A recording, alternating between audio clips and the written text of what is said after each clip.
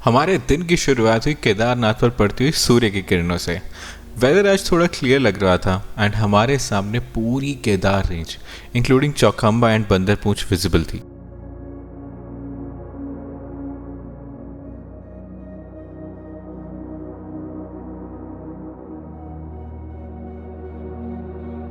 इससे पिछले व्लॉग में हमने कवर किया था देवरियोताल। रेन और स्नो में उस ट्रैक को कंप्लीट करने का भी एक अलग ही एक्सपीरियंस था। इन केस आपने वो नहीं देखा तो ऊपर आई बटन में मैं लिंक डाल रहा हूँ, देखना ना भूलना।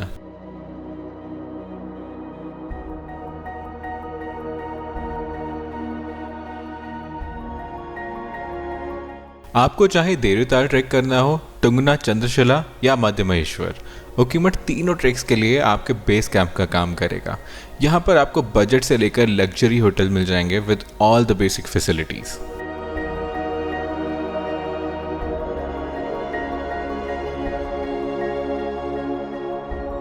तो गुड मॉर्निंग।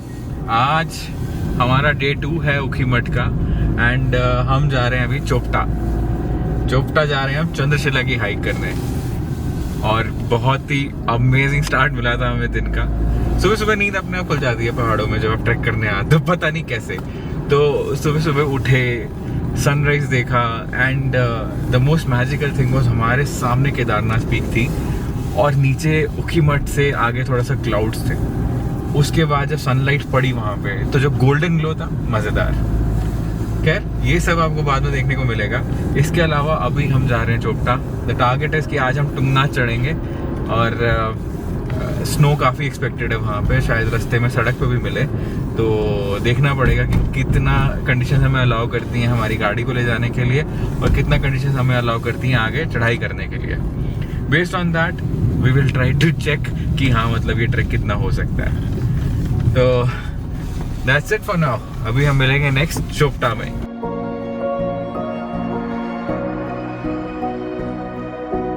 थोड़े ही टाइम में रोड पर बर्फ मिलनी शुरू हो गई। जितना सीन एक्साइटिंग था उतना ही डेंजरस भी। हमारी कार 4x4 नहीं थी एंड सुबह की स्लिपरी बर्फ पर गाड़ी चलाना थोड़ा रिस्की था।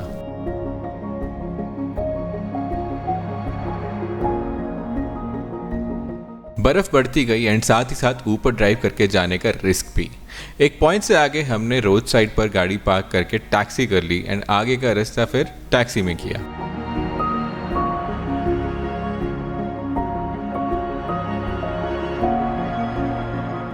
गाड़ी हमारे भैया की भी 4x4 नहीं थी, बट सिंस वो लोकल थे एंड उन्हें स्नो में ड्राइव करने का एक्सपीरियंस था, एक अनजान सा भरोसा आ गया था उन पे और हम अपनी चिंता छोड़ के सिर्फ इन बर्फीले लैंडस्केप्स के नज़ारे लूट रहे थे।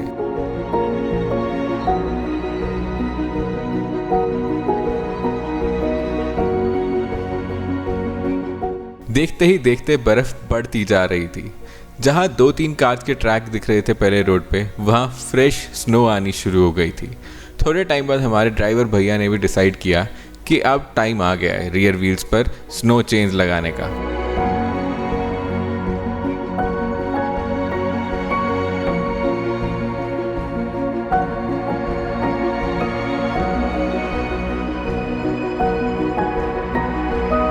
ऑल्दो ये एक रैंडम स्पॉट था जहाँ कुछ होम स्टे एंड एक पुलिस चौकी थी, बट फ्रेश स्नोफॉल ने इस जगह को जन्नत में बदल दिया था।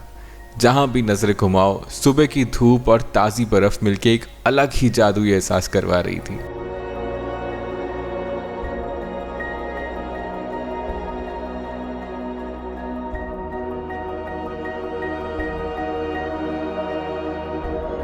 हम जी चोपटा के रास्ते में हैं।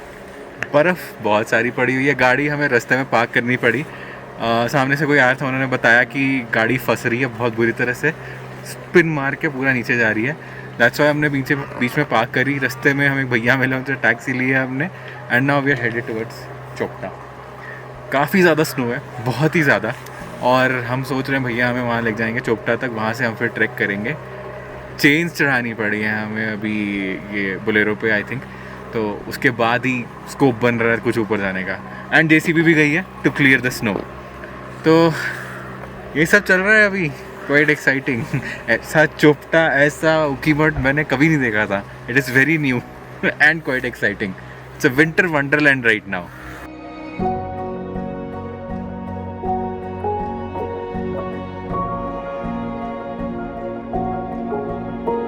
यहाँ से आगे टायर ट्रैक्स बिल्कुल ख़त्म हो गए एंड हमारे भैया की car was the first one to go on this fresh snow.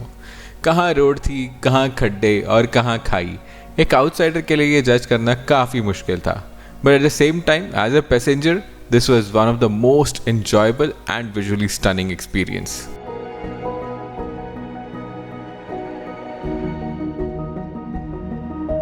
पेड़ों, गाड़ियों और घरों पर पड़ी बर्फ साफ साफ बता रही थी कि हमारा ट्रैक कितना मुश्किल होने वाला था।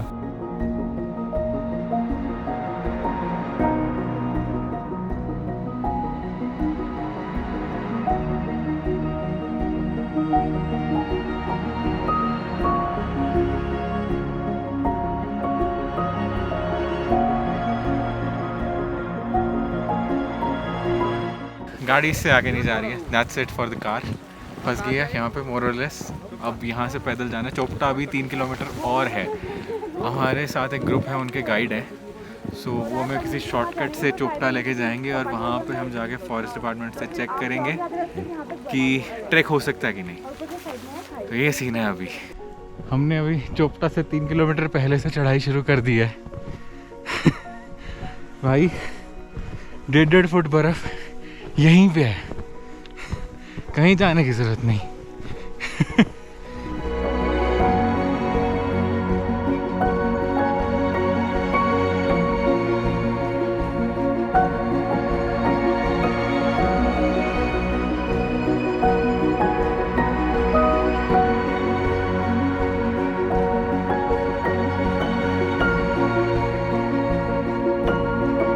ट्रैक शुरू करते ही हमें आइडिया लग गया था कि चोपटा तक पहुंचना भी एकदम आसान एंड सिंपल काम नहीं होने वाला।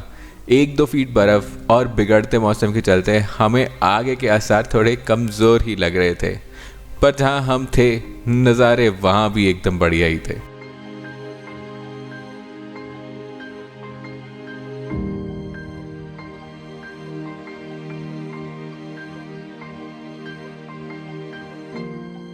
जहाँ तक नज़र जा रही थी बस स्नो ही स्नो थी। ऐसा लग रहा था जैसे मानो हम पीक विंटर्स में ये ट्रैक करने आ गए थे।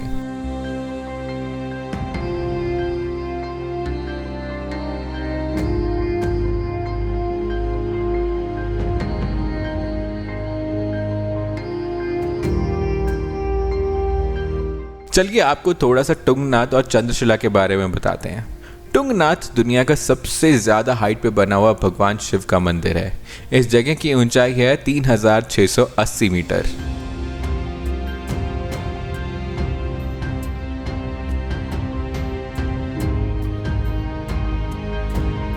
तुंगनाथ की कहानी जानने के लिए आपको पहले पंच केदार की कहानी जाननी पड़ेगी। कहा जाता है कि कुरुक्षेत्र के युद्ध के बाद अपने पापों का पश्चाताप करने पांडव शिव जी को ढूंढने निकले, पर आक्रोश में आए शिव भगवान पांडवों को अपने दर्शन नहीं देना चाहते थे। इसलिए वो नंदी बैल का रूप धारण करके धरती में छुप गए, और जब वो छुपे तो जगह जगह उनके अलग अलग भाग दिखने लगे। केदारनाथ में उनका कुबड़ माते हम्प निकला, उनका सिर रुद्रनाथ में, भुजाएं तुंगनाथ में प्रकट हुई, मध्य भाग और नाभि मध्य महेश्वर में और उनकी जटाएं कल्पेश्वर में दिखी। इसी से पंच केदार की स्थापना हुई।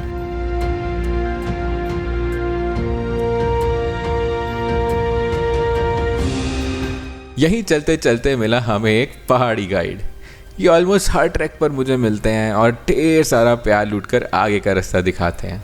मेरा मानना है कि जहाँ भगवान खुद नहीं आ पाते वहाँ वो एक डॉग को ऐसे भेज देते हैं।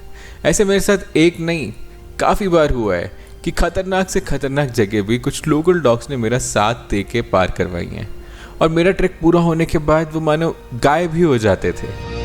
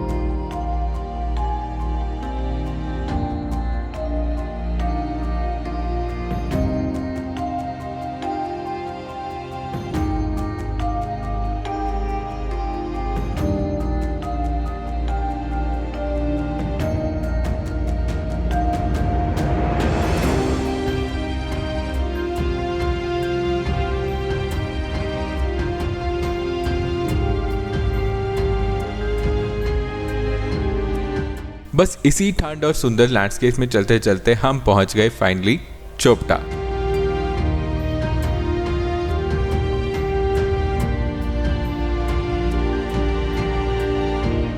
हम पहुंच गए चोपटा। ये जो हमारा टुंगनाथ का ट्रैक था, ये मोरलेस हमारा चोपटा का ट्रैक बन गया आज। अराउंड 2 किलोमीटर हमने ट्रैकिंग करी एंड उसी में हमें काफ़ी स्नो मिल गई, काफ़ी अच्छे अच्छे बुग्याल देखने को मिल गए, काफ़ी सीनरीज देखने को मिल गई। और खैर हम पॉइंट की जगह सीनरी एंजॉय करने आए थे, जो हमारी हो गई है। एंड एनीवे आगे अभी टुंगनाथ की ट्रैकिंग बंद है। There is a fine of 25,000 जो भी अटेम्प्ट करेगा आगे जाने का, क्योंकि स्नो लोग कह रहे हैं यहाँ छाती तक है, बहुत ज़्यादा स्नो है। तो फॉरेस्ट ऑफिशियल्स ने ही ट्रैक बंद कर रखा है अभी। अब बस यहाँ पे हमने थोड़ा सा खाएंगे पिएंगे और वापस नीचे जाएंगे। तो टुंगनाथ तो नहीं हो पाया, पर हमारा चोपटा का ट्रैक ही टुंगनाथ का ट्रैक बन गया।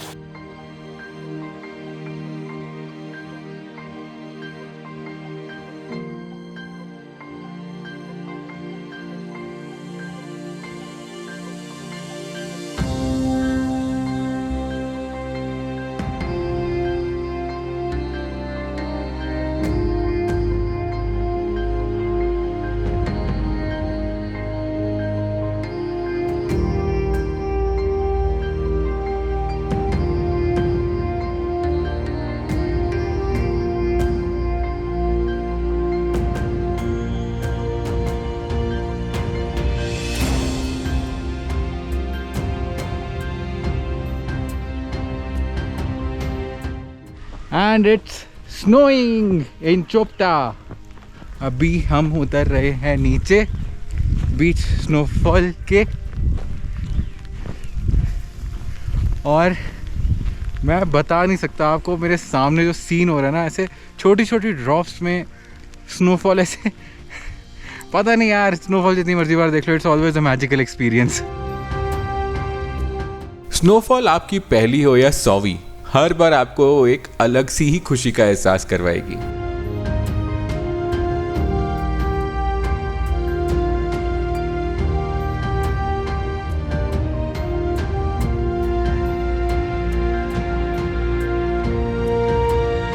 ऐसा भी माना जाता है कि टुंगनाथ की नींव अर्जुन ने रखी थी और ये टेम्पल तकरीबन 1000 साल पुराना है। एक और मान्यता ये भी है कि रावण के वध के बाद भगवान राम ने चंद्रशिला पर तप किया था। अब रावण एक ब्राह्मण था और जब भगवान राम ने उसका वध किया तो उन पर ब्राह्मण हत्या का पाप लग गया। इसी पाप का प्रायश्चित करने के लिए उन्होंने यहाँ पर तप किया था।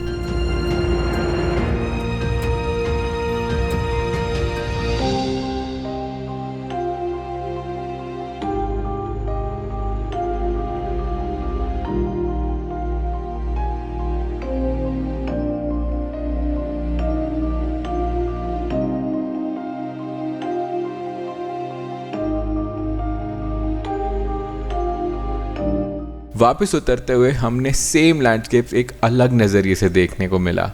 ऊपर से देखने पर ऐसे लग रहा था मानो पूरे पहाड़ पर भगवान ने एक बर्फ़ की चादर बिछा दी थी और ये अनटच स्नो एकदम मखमल जैसी लग रही थी।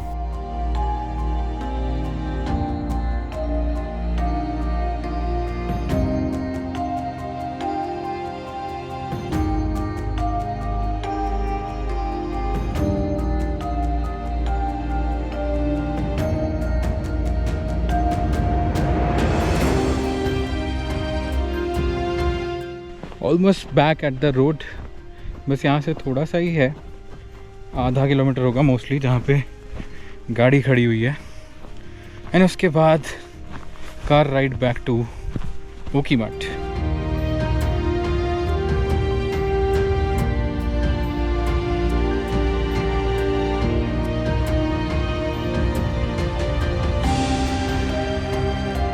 जब हम नीचे उतरे तो स्नो क्लियरिंग का काम भी पूरे ज़ोरों शोरों पे चल रहा था और इसी बीच हमने एक लोकल को गहरी बर्फ़ में एक्टिवा भगाते हुए देखा। इनकी एक अलग ही कहानी चल रही थी।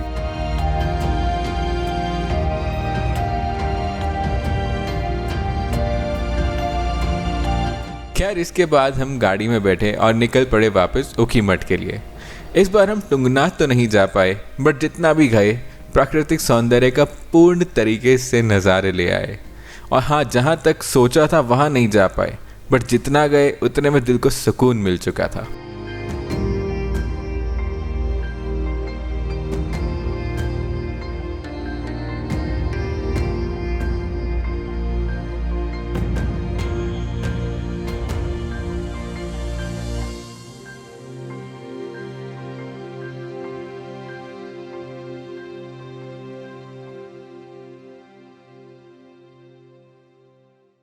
बस इसी के साथ हम इस व्लॉग को करेंगे ख़त्म। मिलेंगे फिर आगे ऐसे ही किसी व्लॉग में, तब तक के लिए अलविदा।